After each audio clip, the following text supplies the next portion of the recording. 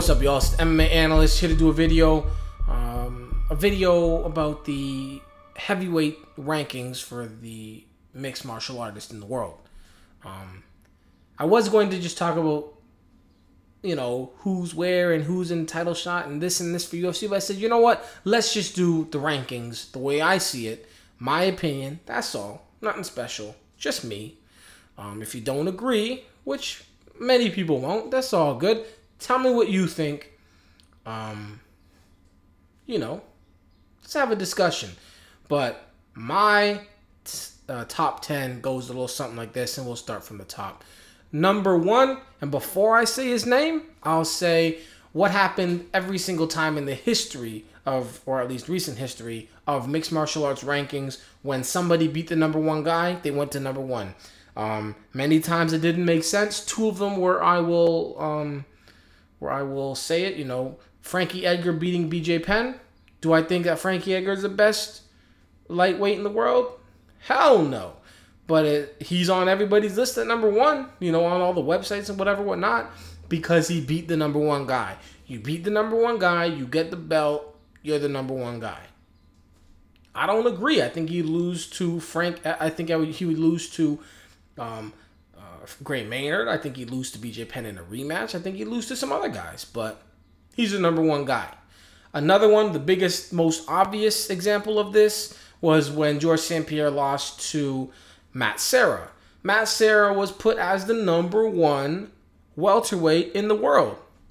Would Matt Serra have beat, you know, Koscheck? No. Most likely, no. Fitch? Most likely, no. GSP in a rematch? Most likely, no.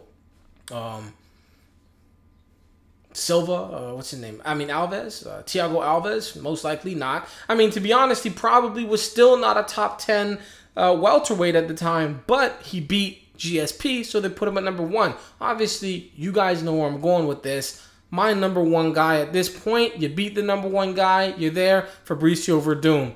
Fabricio Werdum is basically coming off the biggest win of what would be anybody's career, would be, you know, truly beating Fedor for the first time.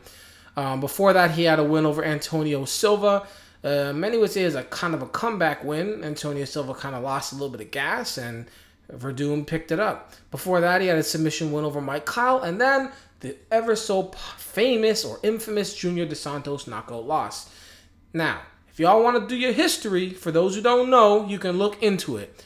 What really happened? Dana would have you believe that they cut Fabricio Werdum, who was 2-2 at the time, who went into the fight at 2-1. They cut him because he was losing. But we know, you know, Stephan Bonner was fighting on a 3-fight losing streak, or a 4-fight losing streak it might have been, and Mac Danzig fighting on a 3-fight losing streak, and Houston Alexander was brought back to fight Kimbo after losing 3 fights in a row, and a bunch of Canadians who always get called up to be in the Canadian shows. Man, people always get, you know, way more of a chance than a 2-1 before the fight, lose the fight out at 2-2. So that's a lie. Especially considering the guys that Fabricio Werdum had defeated and are already still in the UFC. Brandon Vera, Gabriel Gonzaga, you know, is that it? Anyways, y'all, Mike Kyle, that's not the point. The point is, what really happened was he signed a contract. And this is all out there. You don't have to believe me. He signed a contract. It was a 5 or 6 fight contract. This fight with Junior Dos Santos was the first fight. He was on a 2-fight winning streak over Gabriel Gonzaga, and that was after Gabriel Gonzaga knocked out Cro Cop, and Brandon Vera, who they still had some hope and some faith with at 220 pounds and up, the heavyweight division. So he was actually the guy that was going to get a title shot soon. And he was kind of promised the title shot. And the problem was Randy came back. And it was going to be like Gabriel, it was going to be like Lesnar versus potentially Werdum for the title. Because Randy said, F the UFC, I want to go fight the best in the world. I want to go fight Fedor. Nobody's as good as Fedor, and at this point in my career, it makes no sense for me to fight anybody else but the best, and that's Fedor, and I don't want to fight the UFC anymore. That's what he said. That didn't work because he had contractual agreements and he was, he had to fight for the UFC. So he came back. And the UFC said, yo, hold up. This is huge. Randy Couture versus Brock Lesnar. Listen. Fabricio, you go fight this new guy. We'll just bring over some new guy. His Junior Dos Santos. Don't worry. And they didn't tell him to come in fat and chubby, but he did. And he came in fat, out of shape, and he got knocked out for it. We now know Junior Dos Santos is no bum. We now know that, he's probably next in line for a title shot. If he can beat Big Country Nelson, he'll probably face the winner of Velasquez Lesnar. We know these things now. But at the time, Dana said, sorry, son. Listen, let's come back to the drawing board. We want to cut your pay for these next 5 fights that we just signed. So let's do it. And he said no. And they said, all right, you're cut. They cut him from the UFC. That's what happened. He's not in the UFC, not because he's not good enough, but he's not in the UFC because of, contractual stuff. Anyways, enough of all that. He beat Fedor. Nobody else really did. I've got him at number 1. Simple as that. Number 2, Fedor Emelianenko. If you lose for the first time in 10 years, you don't drop any lower than 1 spot. And if you were the first guy, number 1, 1 spot lower than number 1 is number 2. That's why I've got Fedor, number 2. That might not be the same if what happened between Lesnar and Carwin was a little different. If Lesnar would have came out there and just been like, I'm a man, I'm a beast, I'm a monster, and smashed Carwin, or vice versa, I'm a man, I'm a beast, I'm a monster, and smashed Lesnar, then maybe I'd have been like, damn, I got to put Fedor below those two. Or one of those two. But that's not what happened. What happened was a good fight, but not I'm a man, I'm a beast, I'm a monster. At least not in the way that should have Fedor drop below them, whoever the winner would have been. So I've got Fedor Emelianenko at number 2. At number 3, I've got Brock Lesnar, the UFC heavyweight champion. Showed resilience, showed heart, showed grit, showed grime, showed grind, showed all the things he needed. Without all of those things, he would have never made it to the second round, in which he got his opportunity to exploit the weakness of Shane Carwin. So in round 1, Brock Lesnar went out in that fight. He shelled up from punches. He ran off into the corner.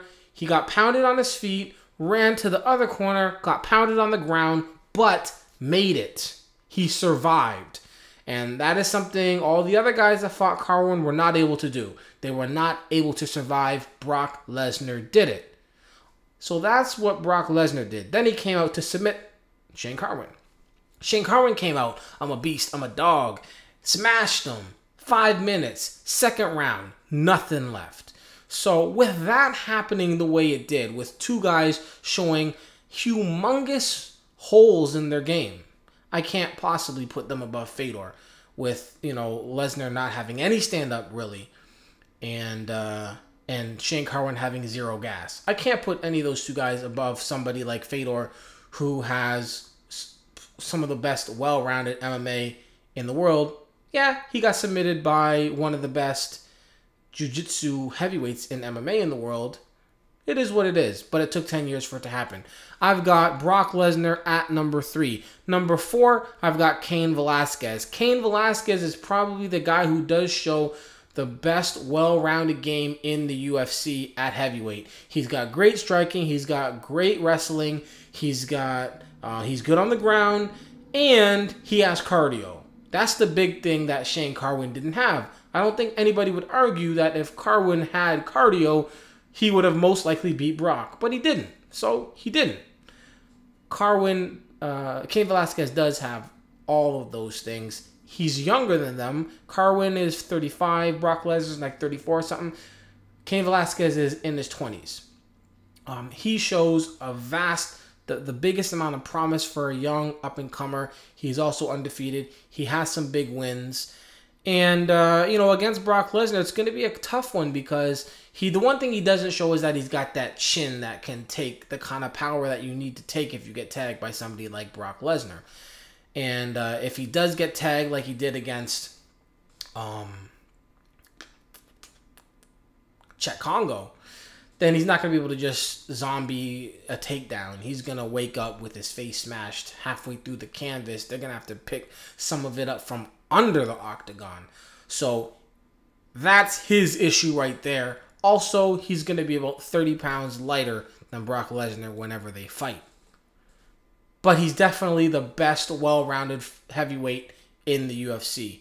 We'll just see if the skills can handle the size, and we'll have to see if his chin can handle the test. Number 5, Ubereem. Not Overeem. Overeem is not on my top 10 list. Alistair Ubereem is actually on my list, and he's number 5. Although his competition has been left much to be desired, we do know what his actual skill sets are. On his feet, he is the best striker at heavyweight in the world, I believe, in mixed martial arts. Not in K1, but in mixed martial arts. He's got great striking, powerful. He's not the little 205 skinny beanpole guy that was gassing in the 8th minute every single... Sorry, what I said, 8th? In the 3rd minute every single fight before that and getting knocked out and submitted and just all time. No, not that guy. I'm talking about Ubereem, 255 pounds of absolute stone muscle, no fat, no jiggly, nothing. Just muscle. And going 15 minutes when he needs to, submitting people, going into the 2nd round, just handling his business, and then taking people like... And I do have to go back and say he hasn't actually gone 15 minutes. And he has actually been still smashing people quickly. But he's still looking crazy. So I'll take the cardio thing. I'll take that back. He's been smashing people in the 1st round for a long time. Maybe his cardio issues still exist. I don't know. But I've got him at number 5. He's got a good ground game. He's strong. He's got great striking. You know what I mean? The question mark is how would he do against, a big, strong wrestler? That remains to be seen. Next, speaking of big, strong wrestlers, Shane Carwin. I've got him at number 6. He came into this fight with the possibility of being at least number 2. If he would have went out and he would have smashed Lesnar and finished the fight, there would have been no arguments. Wow, this guy's number 2. He can't be number 1 because he didn't beat number 1, but he can be number 2. And depending on how much he smashed, he might have even been number 1. Because, just a beast is a beast, and you can't deny a beast's presence. But he had the cardio issue. He absolutely had nothing after the 1st round. Nothing. 0. He walked out. He was wobbly on his own feet. He says it locked up. Some people say cardio. It doesn't matter. If your body stops working after 5 minutes, you got to get it figured out. So I've got Carwin at number 6. Number 7, Junior Dos Santos. Junior Dos Santos, I kind of wanted to have him at number 6 and Carwin at number 7, but I said, you know what? Let's just keep it where it is right now. Junior Dos Santos has a fight coming up with Big Country Roy Nelson. Let's see how that goes. But Junior Dos Santos, another question mark guy. We know he's got power in his hands. We know that he can stuff some, amateurish to pretty half-decent takedowns, but what could he do against Brock Lesnar trying to take him down? What can he do striking-wise to Cain Velasquez? He can tag him, but can he get in there quick enough? What could he do against Shane Carwin's initial onslaught? These are the things that we don't know about somebody like Dos Santos yet. We haven't seen him on the ground. We know he trains with the Nogueira brothers. We know he's got skill. We know he's also young, but there are some question marks up in the air. So I've got him at number 7. Number 8, Frank Mir. We all know about Frank Mir. Wins over Brock Lesnar, lost over Brock Lesnar, or lost to Brock Lesnar, win over Nogueira, lost to Shane Carwin. Up and down all the time. Was thinking about going to 205. Now he wants to stay at heavyweight. Anyway, number 8, Frank Mir. Number 9, Antonio Rodrigo Nogueira. Unfortunately, I don't like to say it. Looks like a shell of his former self. But it is what it is. It is what it is. He's not moving as nice as he used to. His chin I'm not gonna say it's not what it used to be because it's not like he has a glass chin because he's taking heavy shots, but that's the problem. He's taking these heavy shots, where before when he was standing, he wouldn't really have to take these heavy shots because he had good head movement, good boxing. He was fast, good feet movement. Now his footwork's slower, his head movement is almost none. He's taking way too many shots when he's boxing. His hands are slower, so it's all working against him. But I've got him at number 9. He still has some big wins. And he has only lost to guys in the top 10 list. And number 10, Antonio Bigfoot Silva. A vast improvement in his win. In his last win over Arlovsky. And, Fabricio Werdum fight, he gassed out and whatnot. And we didn't see that in the fight with Andrei Arlovsky. Just a quick thing about Andrei Arlovsky, by the way. Just to clear things up for people who don't know or for people who aren't watching, Andrei Arlovsky was on a 5-fight winning streak when he left the UFC. On a 3-fight winning streak when he left the UFC. He was also contractual agree. They couldn't agree on what Arlovsky felt he was worth. He was on a 3-fight winning streak in the UFC. At the time, there was nobody else in the heavyweight division in the UFC that was on a 3-fight winning streak. Everybody else was either coming off a loss or maximum had a 2-fight winning streak. So he was, at the time, the most successful streak guy in the UFC. He left the UFC and he went to Affliction, and he beat Ben Rothwell. Who's in the UFC now. He beat Big Country Roy Nelson, who, if he beats Junior Dos Santos, could get a title shot against the winner of Lesnar or Velasquez, unless they want to do like a rematch thing. He was on a 5-fight winning streak when he went to fight Fedor. And then he got smashed by Fedor. His life and everything that he knows was sucked for a moment. Now, he's not the same guy as before. It actually happens to everybody Fedor beats. Recently at least. But it's all good. That's my top 10. Number 1, Werdum. Number 2, Fedor. Number 3, Lesnar. Number 4, Velasquez. Number 5, Ubereem. Don't be confused. Not Overeem. Number 6, Carwin. Number 7, Dos Santos. Number 8, Mir. Number 9, Nogueira. And number 10, Antonio Bigfoot Silva. That's my top 10. If you guys disagree, let me know. If you guys agree, let me know. If you got something to say, let me know. Comment, do whatever you want to do. There could be some big changes, obviously, in the near future, depending on what happens with Werdum and Fedor if they have this rematch, depending on what happens with this Lesnar Velasquez fight, and with the Dos Santos, I